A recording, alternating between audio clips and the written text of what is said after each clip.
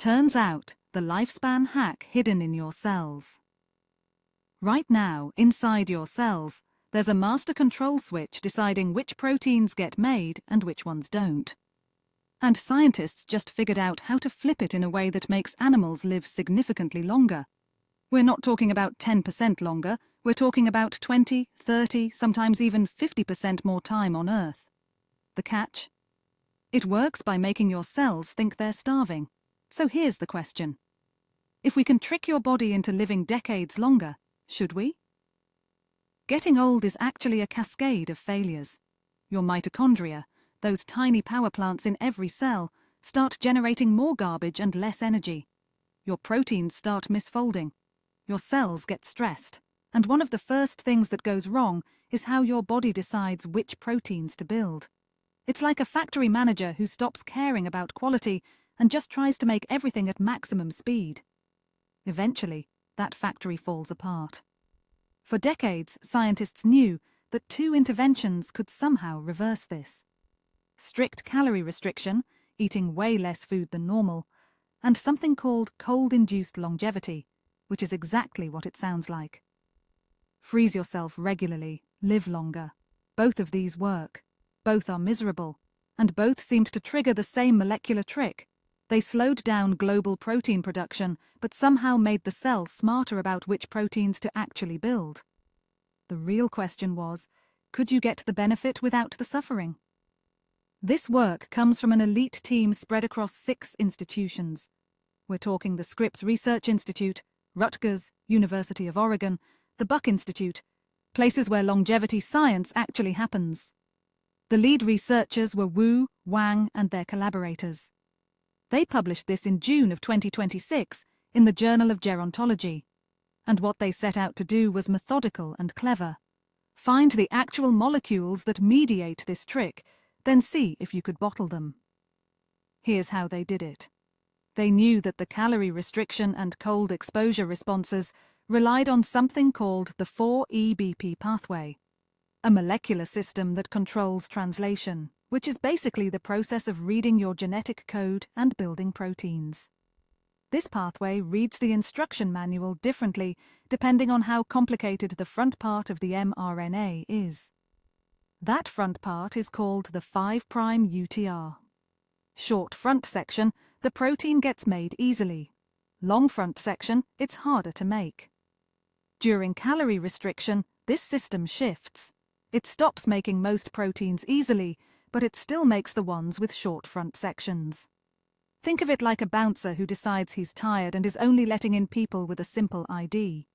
Suddenly the VIPs with the complex documentation get held up, but the regulars with the simple cards sail through. The researchers built a cell-based screen that reported on this exact process. They could watch which mRNAs were being translated, which weren't, and how different compounds changed that balance. Then they screened hundreds of chemicals. They found compounds that did exactly what they wanted. They shut down global protein synthesis, but selectively enhanced the translation of mRNAs with short 5' UTRs. So far, that's what you'd expect. But then they tested these compounds in actual living animals. First, in fruit flies. The flies lived longer, significantly longer. Then they moved to C. elegans, a tiny nematode worm that shares enough biology with humans that discoveries there often translate up the complexity ladder. Same result. The worms lived longer too. The effect sizes are honestly substantial. We're not talking about statistically significant tiny effects that might disappear in the noise. These are visible, meaningful lifespan extensions. In some cases, approaching the magnitude of what you get from actual calorie restriction, but without the constant hunger. Now here's what this actually means for you sitting on your couch. We don't have human data yet. This is early stage work, and jumping from worms to people is a long and difficult road. But the proof of concept is real. If these compounds work on human biology the way they work on insect biology, you could theoretically take a pill that tricks your cells into the longevity state without starving yourself or living in a freezer. That's significant. It's also why you have to be careful. A single study in model organisms, even a well-designed one, doesn't mean there's a human drug on the horizon. These compounds might have off-target effects we don't understand. They might be toxic at doses that work. The researchers didn't test for side effects in this paper, and translating longevity findings from invertebrates to humans has disappointed us many, many times before. What works in a worm doesn't always work in a person. The biology gets more complicated, the redundancy increases, and things that seemed like silver bullets turn into duds. But what's genuinely interesting here is that this study attacks the problem differently than most aging research. Most longevity labs have been focused on understanding the pathways, the mechanisms. This team went straight for a phenotypic screen, show us compounds that produce the state we want, and we'll figure out what they're doing later. That's a shift. It's a pragmatist's move, and it suggests that even if we don't fully understand aging, we might be able to pharmacologically mimic the states we know extend life. In the bigger picture, this sits at the intersection of two massive ideas in aging biology. One is that aging isn't a single disease, but a set of failures that cascade together. Fix the translation problem, stabilize mitochondrial function, reduce protein stress, and you buy time.